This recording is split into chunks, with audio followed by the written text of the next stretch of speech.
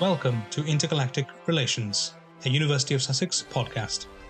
On this season's podcast, we explore the liberal utopianism of Star Trek: The Next Generation.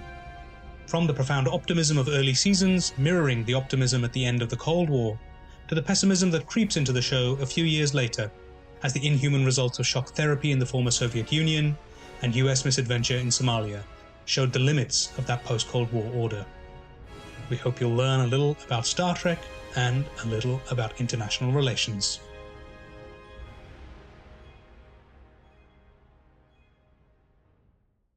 Hello again, I'm Dr. Faiz Sheikh, lecturer in international relations at the University of Sussex. I love Star Trek, and I think I've been unfair to Dr. Crusher. I think the character actually oozes calm and chill in a way unmatched by the rest of the crew. Not unlike my co-hosts, Dr. Sarah Bulmer, senior lecturer in politics and international relations at the University of Exeter. Hi, Sarah. Hi, Faiz. And yes, Dr. Crusher is cool as a cucumber in this episode. And Dr. Dan Watson, consultant researcher on civil wars and peace building. Hi, Dan. Hello. Great. For this episode, then, we watched The Drumhead, Season 4, Episode 21. In this episode, there is an explosion on the Enterprise in the engine, which they suspect sabotage. An investigation starts. They discover later that some enemy of theirs, called the Romulans, we'll see them later, maybe, they have the engine schematics. This is a big deal because the Enterprise is the flagship of the Federation. So Starfleet Command, the sort of big bosses in charge of the ship and the organization that they work for, sends an inquisitor, a witch hunter, who conducts her own investigation, tries to uncover some grand conspiracy. And in the episode, we see, just like in our first podcast episode, Measure of a Man, a lot of courtroom drama, a lot of talking heads. Although I noticed in this episode, they made a pretty good effort to keep cutting to the outside of the ship, flying through space. I watched the Blu-ray version, updated graphics. It looked pretty excellent compared to our Season 2 Measure of a Man episode where they were just inside the whole time. We're first going to discuss what happened in the episode, what we found compelling, infuriating, etc. And then we'll move on to see whether international relations might offer us some way to analyze the show, or whether indeed the show can analyze the world for us. Okay, so what do we have to say about this episode? I can go first if you like. Please. So this episode is trying to play with the sort of liberalism security debate, isn't it? How much freedom are we willing to sacrifice in order to maintain our security? And for me, I think it's interesting because on the one hand, you can view this as an aberration. Like, this is a perversion of Starfleet universe, where you've just got a rogue element who creates this kind of witch trial. But I think it's actually better read, and I think I can argue that you can read it this way, that it's all about the inherent kind of failures within liberalism itself, and that this is not an aberration, but this is actually part of it. So that's where I ended up at the end of the episode. That's fantastic. I look forward to getting into that a little later then. For me, I've said this before, certainly amongst ourselves, and to anyone who'll listen, seems to me a real post 9/11 Patriot Act, Prevent sort of episode, dealing with issues of minorities, at least in part, and how minorities need to demonstrate loyalty to be accepted, the threat that is presumed to come from their very being. It's not that any of these minorities have done anything, but when you start suspecting foul play, it's obviously them guys who look different than you, which, yeah, is something that I hope we'll have a chance to talk about a little later on. Which is this is crazy though, isn't it? Because when was this one made? Maybe 1990, perhaps 91. Yeah, prefigured quite a lot so of this. So it kind of portends all of that stuff, which I guess just goes to show us that these things are kind of cyclical within our history. Yeah, for me, I really like this episode, but I would talk back to McCarthyism and kind of Arthur Miller's The Crucible as as kind of the inspiration for this, but yeah, definitely with a kind of a sort of racialized revamp.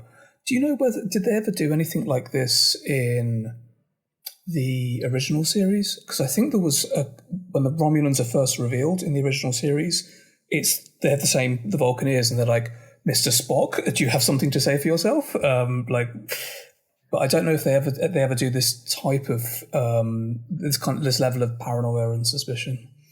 I'm not sure either. My original series knowledge is lacking in that regard. I'm glad I'm not the only one. I don't watch the original series. I don't like it. I like the films.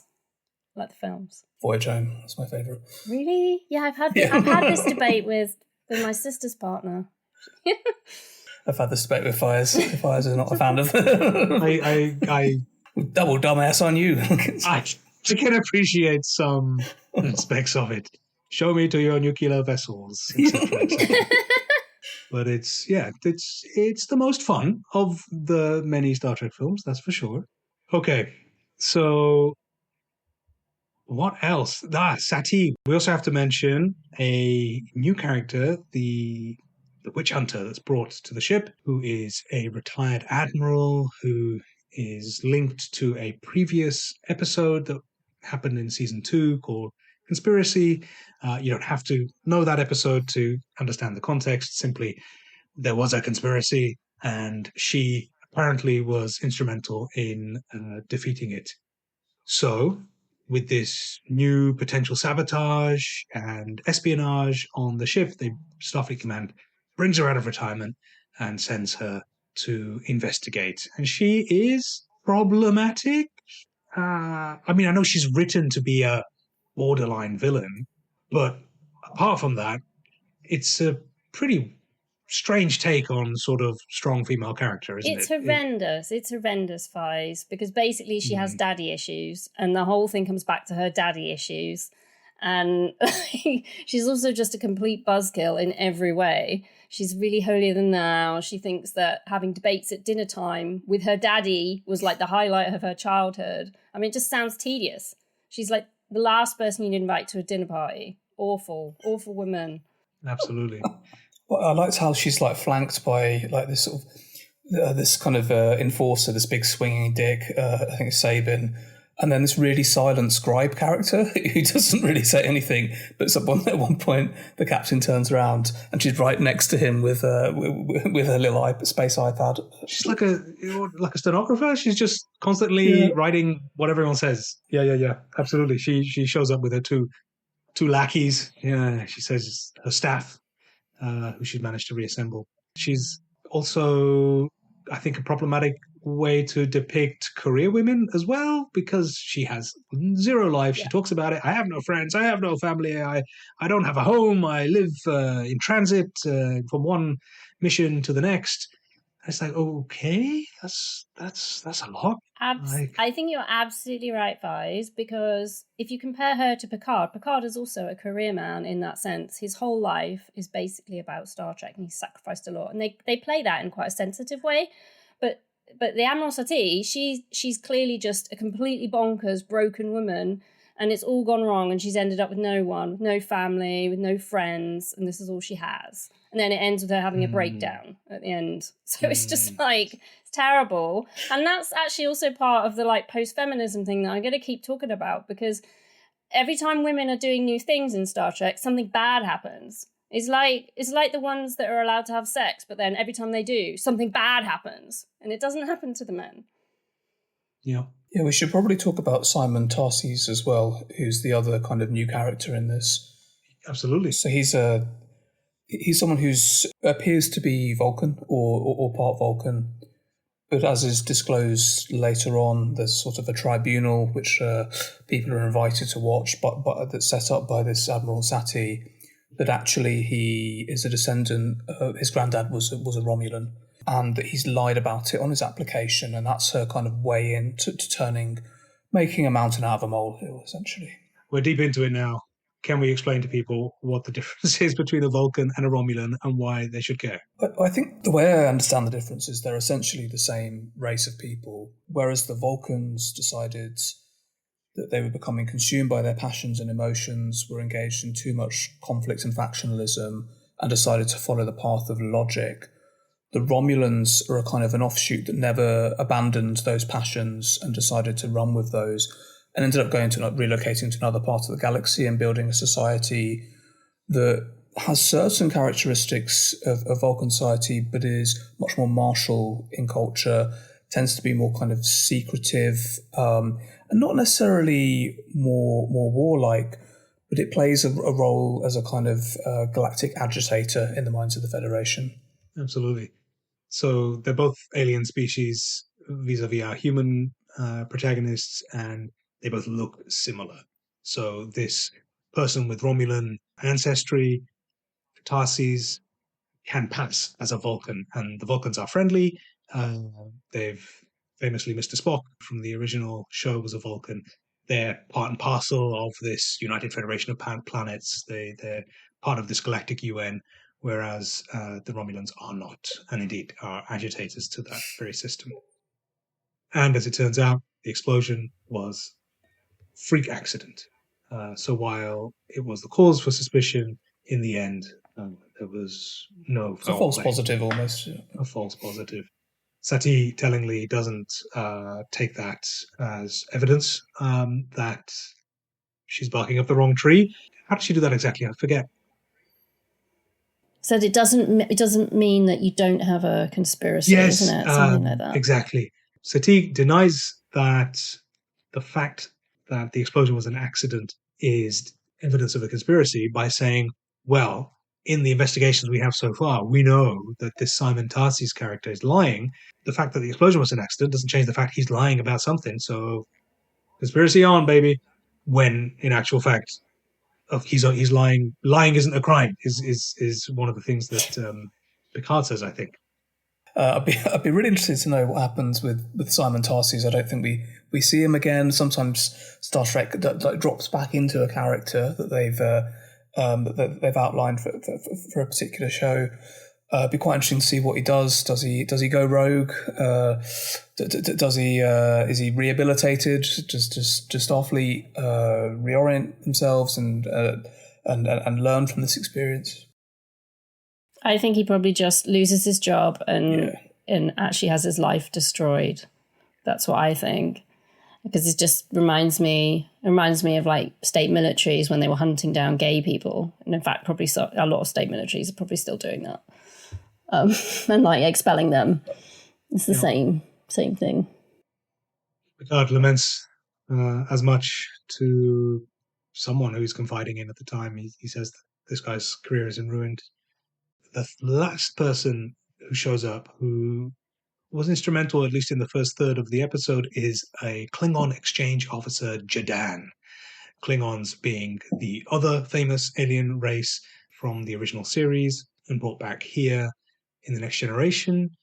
We've talked about Mr. Worf previously, who is a Klingon who serves Starfleet. This is a Klingon who is, a scientist on exchange from the Klingon Empire, because the Federation, our protagonists and the Klingons, they have a friendly relationship at this point in time. He is suspicious, and very quickly, within the first minutes of the show, I think they established that he's the one who stole computer information and passed it on to somebody. And that's the sort of inciting incident. But he claims he had nothing to do with the explosion. And that's why it must be a bigger conspiracy than we think, Yeah, and he's quite an interesting character because within we're talking about the Star Trek Cold War kind of analogy, the Klingons are kind of brought on board. There's meant to be a kind of awkward type of alliance that's crafted between the Federation and the Klingons, the Klingon Empire. But he represents a more kind of hardline reactionary element, the kind of backlash to that. So he talks about Klingon blood being diluted. He really has it in for Mr. Worf, who he sort of presents as being kind of a turncoat. He taunts Worf, which Worf doesn't react well to. Yeah, absolutely. And this is something else that might be worth exploring, maybe not in our discussions today, but thinking about things that Star Trek may be ahead of its time for. The Klingons were the USSR in the original 60s version of Star Trek with Kirk and Spock. And in The Next Generation, they become allies, mirroring the end of the Cold War. And then later in Deep Space Nine, sort of the next iteration of Star Trek that comes in the mid to late 90s, this reactionary element that we are noticing here with Jadan becomes ascendant in the Empire, and they break their alliance with the Federation and start a war to reclaim past glory and their warrior spirit and all the rest of it. And again, if they are Russia after the end of the Cold War, and today with Putin and a sort of neo-Soviet agenda, I wonder if Star Trek has something to say about those sort of grand geopolitical changes through the Klingons as a Soviet or Russian analog. We're not going to talk about Deep Space Nine today, but something to think about. Anything else we want to talk about before we start our analysis? I think we need to talk a bit about how the episode ends, the sort of denouement and Picard's speech, and what happens to Tarsis. Nice. So throughout the investigation, Picard starts to become more reflective about his own use of things like Betazoid intuition as a reason for taking actions against people. Sorry, can we talk about Betazoids then? We talked about Vulcans. What is a Betazoid and why is it a problem? Betazoids are empaths, so they can either read people's minds or at least feel their feelings in the case of Troy, because she's half Betazoid. And they come from the planet Beta Z. And they're also part of the Federation. Nice. So Admiral Sati wants to have her Betazoid right-hand man actually... she wants to take the advice that she got from her Betazoid right-hand man to actually follow Tarsis around. So there's no evidence against him at that point in terms of sabotage or anything like that. But she wants to do that. And Picard's not happy with that because he's innocent until he's proven guilty. And then he's reflecting on his use of Troy because he uses Troy and takes on her judgment in his own actions. And there's a bit where he says that maybe he should reevaluate that behaviour. And I like this. I like seeing a bit of reflective Picard. So he's already starting to think about his own kind of behaviour on the ship. And anyway, and in the end, this whole show trial gets more and more ridiculous. They out Tarsis as having a Romulan grandparent, and it's going to like destroy his career. And can I just say, the fact that you can't join Starfleet if you've got a Romulan grandparent is like, what? How is that part of a liberal like utopia anyway? Like, how is this even a thing? But that's by the by. They never really go there. We just know that he lied on his application and that's bad.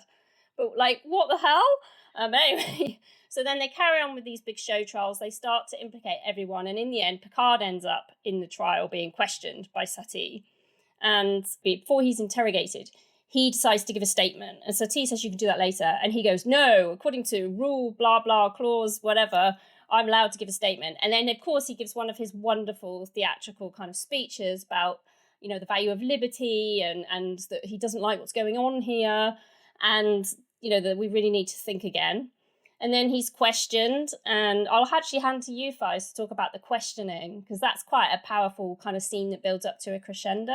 Yeah, near the end, my gosh, she throughout the episode, we know that she doesn't play well with others. She acknowledges this herself and said she was reluctant to work with Picard on this issue, but actually she's come to respect him. She thinks they're going to work well together. So there's been this sort of facade of civility between them, and she seems zealous, but, you know, she's reasonable. She's listening to him.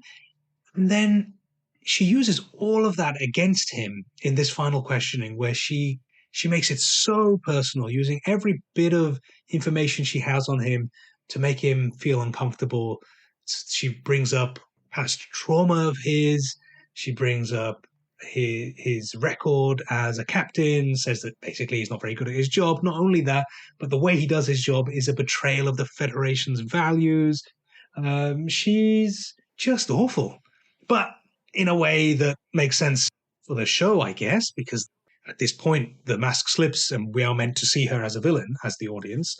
So that's fine. And it has the desired effect, right? We feel we hate her at this point because of the way she's treating Picard, the way she's questioning him. Yeah, and it's quite interesting, some of her paranoia, because it's actually a lot more reminiscent of the scheming Romulans that she claims to be uprooting. But one of the other things that happens is that another admiral is brought on board the ship to kind of observe this show trial, which is referred to as a Drumhead trial, which is where the name of the episode comes from. And during a particular scene, Picard is able to almost goad her, whether intentionally or not, into having effectively a kind of breakdown after he invokes her father when he's speaking. And this causes her to kind of go off the rails. A lot of personal issues kind of spill out, and this other admiral that's been brought on board to observe proceedings just stands up and walks out. He doesn't say anything at all in the episode. That's his only real contribution. Yeah, so maybe he, I was saying that Satie uses everything she knows about Picard to get under his skin. Yeah. I hadn't considered that Picard's also using what he knows when he purposefully name drops the dad, which he knows she has particular hang-ups with, which creates this outburst, which ends the episode, which ends it in a pretty problematic way, right, Sarah? Yeah. So she ends up having a complete hysterical woman breakdown because she's really upset that he's talking about her dad, and then she's almost I think she is in tears, and then everybody walks out and the thing's finished, and she's just left sat there because clearly this is a woman who has nothing except her broken career and her hysteria. Because she dared to like actually try and do something important with her life. Punished. Yeah. It's a little bit of a Will Smith moment, you'll take her name out of your mouth. Thank you very much. Yeah, she loses it. I've got in my notes. She screams, "Oh, Daddy!" She doesn't actually say that, but it certainly feels like that. She might as well, yeah. It's terrible. So terrible. And that an episode that deals with such serious concepts of liberty and security and freedoms versus the threats that we face, etc., to end with this just, she's overly emotional, therefore that's the end of that, I guess. All the rest of those issues remain unspoken. None of the rest mattered. What matters is she's not a rational individual, therefore we don't have to listen to anything she has to say. That wasn't the core of the episode. The episode wasn't about rationality against sort of irrational emotions, etc., etc. And yet that's how it resolved. So that's a bit unsatisfying, right? I don't know. Did you feel the same? I think it is a bit about irrationality versus kind of reason. Because Picard later on, when he's talking about reflecting on this and talking about how, we think we've come so far, torture of heretics, burning of witches is all ancient history, but she or someone like us will always be with us. And he then talks about fear, the role of fear in that. Yeah, he draws the distinction between legitimate suspicion and kind of rampant paranoia. Yeah, and he talks about this like fearfulness that humans are kind of vulnerable to. So in a way, I think it does try to sort of say, but with our reason and our like liberal rules, we can limit the impact of these passions. But they're always with us, so we have to be constantly vigilant. That's what he says, doesn't he? Constant vigilance. Yeah. So she's the perfect embodiment, in a way, of that crazy. She's a crazy woman. She's probably childless cat lady. No. If only people were childless cat androids like friendly data, things wouldn't be so bad. Excellent. One last thing before we move on, then. Mr. Worf, for those keeping count, he has to be held back twice in this episode from beating somebody up for an affront to his honor, and once, because no one was there to stop him, he actually does just beat the crap out of the scientists for daring to offend his honor. But yeah, he's but that's okay, because that's two Klingons, and that's what they do, because they're essentially like that. Remember? I see. Oh dear. Whereas, again, it's ridiculous situations. I think once the court proceeding is in progress, and Satie has to tell him, Mr. Worf, like, don't punch him in the face. It's problematic. What can we say? All right, let's move on then and talk about some of our international relations theories, concepts, analysis that we might leverage on the show, or something that the show might help us better understand. think we've already begun to talk about this question of security and liberty, and I guess that's where we're going. Some of us mentioned McCarthyism and this paranoia during the Cold War within the US domestically, labeling domestic personalities as communists and holding these grand trials, inquisitions, this public spectacle to ascertain the loyalty of individuals. And that's clearly one thing, one way we might talk about it if we're trying to make those historical parallels. And the other one, as I mentioned, is a sort of post 9/11 Patriot Act sort of dynamic whereby our security has been threatened. The only way to protect ourselves from this insecurity is to temporarily, they say, deny our freedoms, particularly some people's freedoms more than others. Tarsis, Worf, I'm thinking about in particular, who get shafted quite a bit in this episode. What else are we saying? I think it's quite interesting. It shows how power actually works in systems where they're supposedly kind of safeguarded by different principles. But you can see how some people can basically work outside or weave their way through these kind of rules and procedures, also using their authority to do so. I mean, she and her entourage flout procedures quite a lot, but also use them against others. And this is a good way of somebody amassing power. She's risen to the rank of admiral, and this to me shows the way in which fear can be a propellant for certain individuals or interests within these kinds of systems. It bridges in a way that kind of internal-external divide that we sometimes discuss in IR. More on the sort of 2000s comparison and the war on terror, the use of beta Zs, the way they talk about it.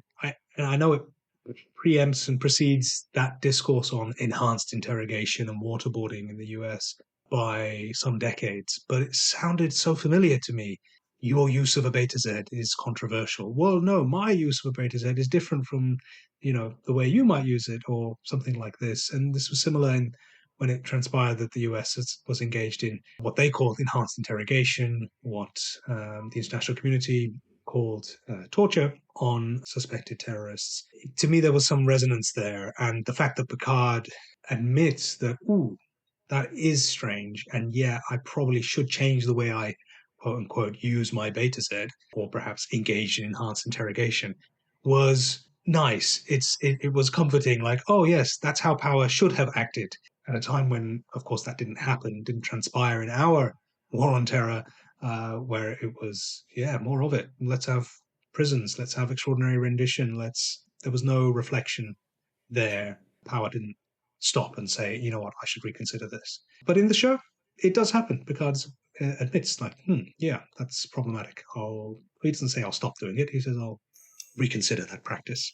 I was just going to say that I think what the episode also does well, and, issues that have been explored in IR, is actually that liberty and security aren't necessarily opposites. Actually, if we think about the lack of liberty and insecurity, and security for the liberal order that always comes at the expense of other people outside of that order, or even the certain groups within that order. And that's what IR's done an awful lot of work on. And you can see this played out extremely well in this episode. For me, I think one of the core themes here is the way any system can be corrupted. This is a great example of showing the different tips and tricks that can be used in order to undermine a system or abuse that system. So one of a few that stood out to me is the way in which Admiral Sati tries to co-opt people into her campaign. So you mentioned earlier this thing where she's saying, I usually don't work well, but with you, Captain, I do work well. And I bet that character's used that line before in this fictional universe to try to kind of manipulate someone into working with her. She does the same with Worf. Sort of when she first meets Worf, he walks in the room and there's it's something unsaid, but you can tell she's eyeing him with suspicion. And then he has to almost prove his worth as a citizen of the Federation, and ends up basically going along with some pretty awful things. Her team, her enforcer also engages in lying. He claims a chemical corrosive was used in sickbay, and that this ended up damaging the engine. Turns out that was complete rubbish, and he knew that. it was just an ordinary technical issue, a malfunction. And there's various instances of like bullying and particularly exploiting the low self-worth of Tarsis as well, to kind of make her that point. And I think when we touched on this earlier, is the use of irrelevant information to smear people. It's when she sort of brings up Captain Picard's historical use or misuse of the Prime Directive. That's one example. There's a particularly manipulative one with his experience with the Borg, and she says, "Tell me, Captain, have you completely recovered from your experience with the Borg?" And goes on to say, "Just how many of our ships were lost? One wonders how you could sleep at night." I mean, she really sort of twists the knife in there just to try to make him look awful. We didn't say that the reason the Borg is such a effective avenue of attack for Sati is because in the episode that we highlighted last time, to watch if you wanted more on the Borg, Best of Both Worlds, Part 1 and Part 2. Spoiler alert for a 30-year-old show, I guess. Picard becomes a Borg. He becomes assimilated, and they use his knowledge of the Federation to completely decimate hundreds and hundreds of people. She gives the number of how many people in this episode, I've forgotten, in a battle against the Federation, but the Borg cube just completely wipes the floor with them because they have all of Picard's knowledge. They've assimilated that knowledge into themselves. And in a way, this is deeply traumatic for Picard. It's something like sexual assault. It's because of how invasive it is. Yes, his body was used against him, and etc., etc. And he had no consent in anything that was happening, used against his will, etc., etc. I mean, I think it is, in some ways, it kind of is a kind of sexual assault, isn't it? Because it's about violation of who you are. It's your very sense of selfhood. This 24th century fictional universe, being assimilated by the Borg is a flipping big deal. So the fact that Sati uses essentially Picard's sexual assault to sort of throw shade on his character sort of shows the lines that she's crossing there, and in the context of the episode and the show. But the bit that really concerned me about all of this is the day was saved ultimately, but the day was only saved because she's basically imploded and because another admiral walked out of the room and intervened. Had neither of those things happened, then actually this could well have gotten even further out of hand and just carried on proliferating.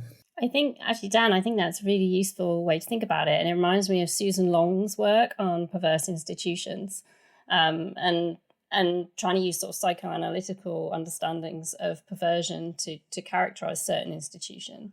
And the key features of that is, getting people to be accomplices and co-opting them into it, which is, of course, what we see here. It's abusive. It's about instrumentalizing people.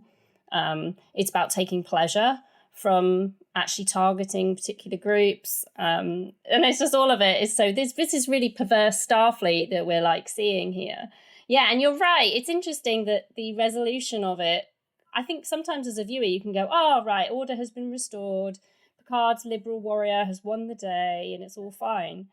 But as we know from looking around the world, that doesn't actually happen all that often. Often these things keep becoming a cycle, and things get, corruption as the cycle.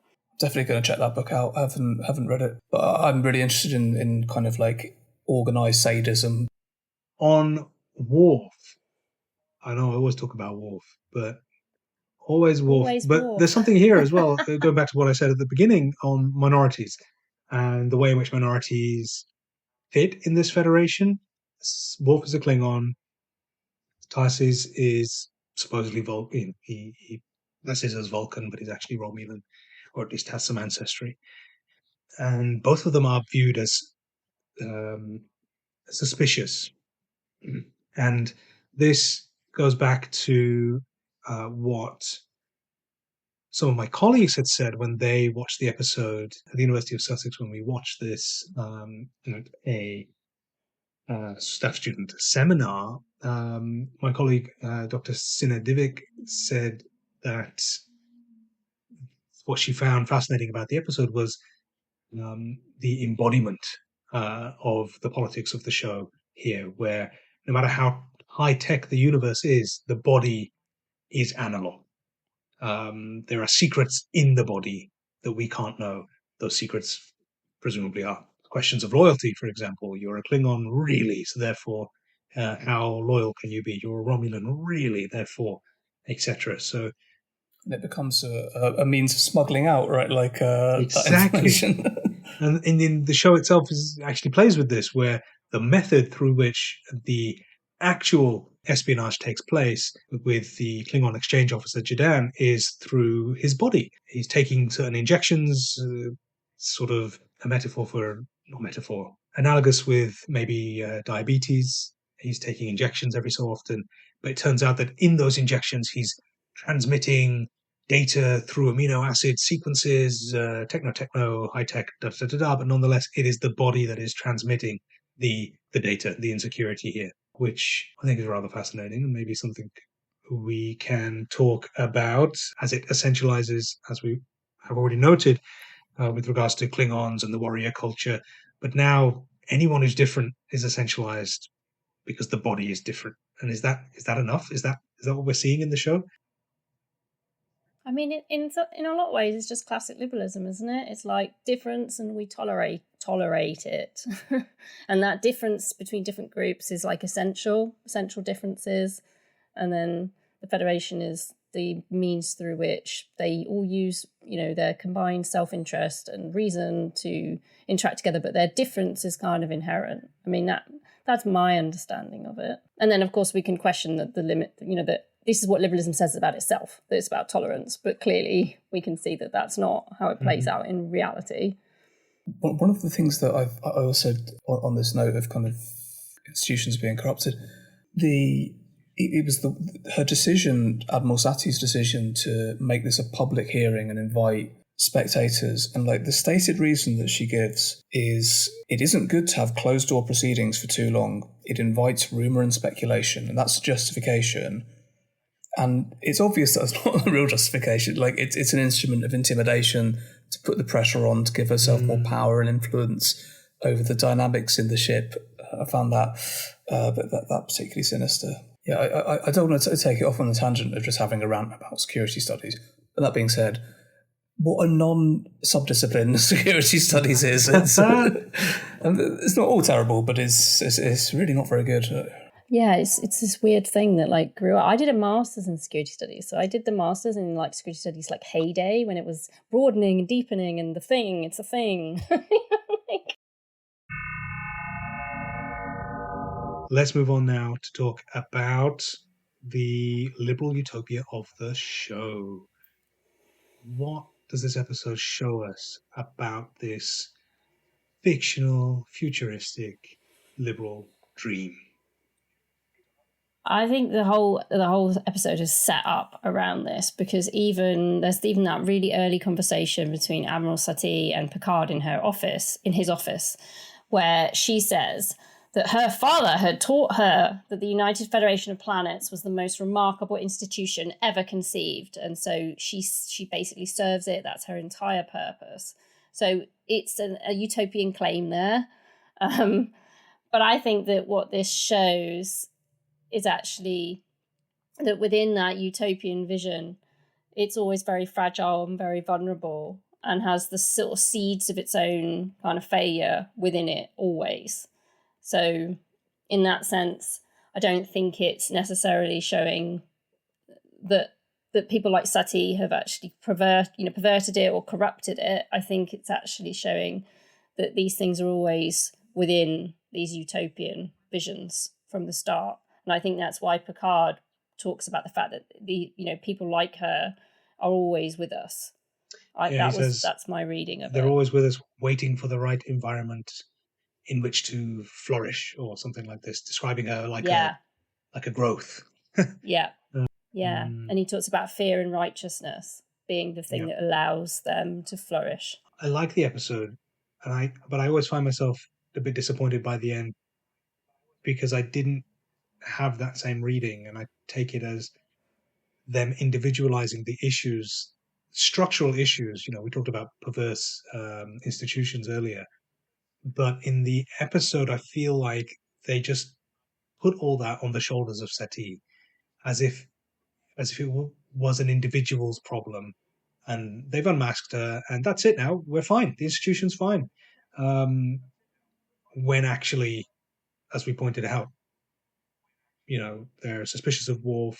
Tarsis had to lie to begin with on his entry form. He couldn't disclose his Romulan heritage because he would have been rejected, etc.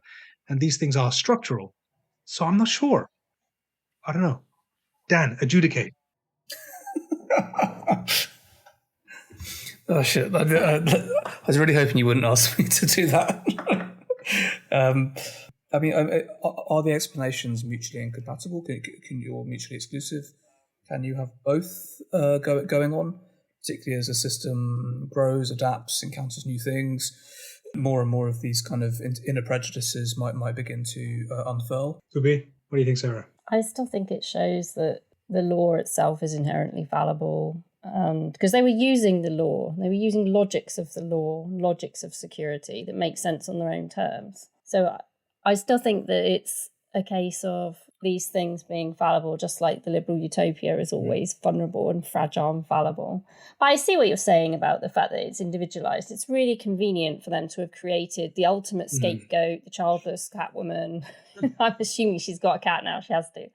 It's like J.D. Vance's threat to America, right? She's miserable and she's going to make everyone else miserable and ruin American life. I mean, so she's a very convenient scapegoat for this. So yeah, the one way of reading it is that, yes, it's just her. She's a crazy, hysterical woman, and they get rid of that rogue element, and all of a sudden everything's restored and reason and order is restored. Yeah, one of the kind of issues with this utopia that is Starfleet is that it doesn't really take into account power imbalances.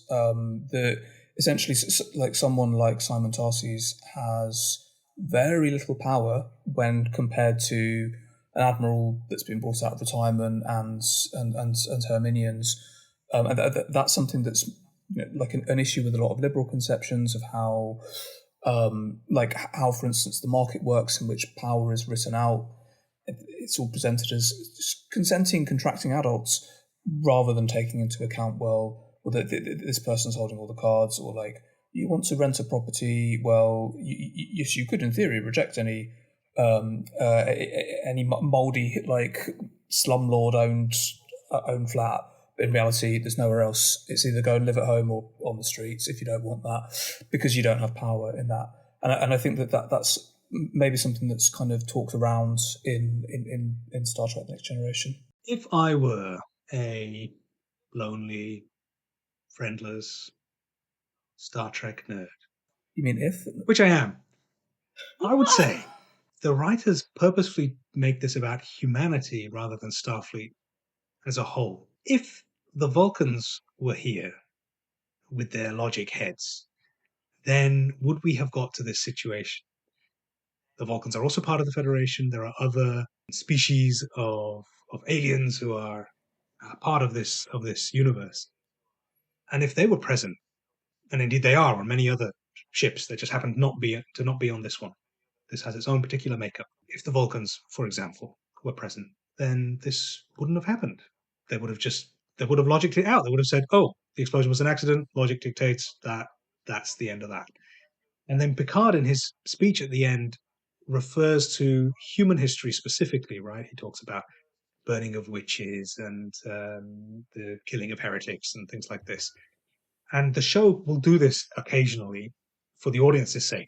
But in many other examples that I can think of, they'll have like 3 examples from human history which they can expect the audience to understand. And they'll throw in one, super random space sounding event that happened in the 23rd century to make these people seem like they're in the future, right? Why are they in the 24th century still talking about, our present day human history? They don't do that in this episode. The examples are only those few human examples from our real history, like the burning of witches, which to me says this is a human issue and about human passions. And again, individualizing it to humans rather than making it a structural issue around the nature of legal systems, liberalism and its dynamic whereby it maintains security for the in-group at the expense of the lives of the out-group, which is what we're seeing happening right here. That's not on trial. It's humanity's dark passions that are on trial. Well, I think you tap into something here, which is the kind of way in which Star Trek essentializes pretty much every race in it. Probably humans to the least extent, but this this race are the information brokers. These are like, as if everyone is doing the same job in that race. Nothing else needs doing. And like the Klingons we've discussed, Romulans being all shifty and this kind of thing. I think going back to your point, what would have happened had the Vulcans been kind of pulling the strings? I think that it would have just been even worse. I think they would have been also like really edgy around Romulans. I think that, as has been kind of elaborated on in other parts of Star Trek, with Mr. Spock's being half human, half Vulcan, experiencing prejudice within Vulcan society. Yeah, I think it would have been a nightmare. You're right. The Vulcans, for all their logic, are still prejudiced. Damn. But it's interesting because this episode kind of shows, well, actually, you didn't really need to be prejudiced because a lot of the people who were kind of on that kind of that border status, such as Tarsis or Worf, actually are exemplary subjects. Yeah. I guess on that meta level, the episode then stops being about the minority, stops being about the fear of the other. It's really saying, like, all of that is, well, I don't know that it would say it was illegitimate, but it's saying it's the other. The fear of the other is neither legitimate nor illegitimate, because the actual threat in this situation was the self. And fear, what does Picard say? Fear and righteousness that led to these witch hunts. So in that sense, it does cast the gaze back and make us reflect on ourselves, which, to his credit, I suppose. Great. Anything else on liberal utopia? So I really want to vent about the iPads that they have in Star Trek. So they figured out that we wouldn't have paper in the future. We would have everything electronic, because clearly we've got all these amazing computers that you can talk to. It's like Alexa, but on steroids, isn't it? Like the Enterprise computer. So they figured that out.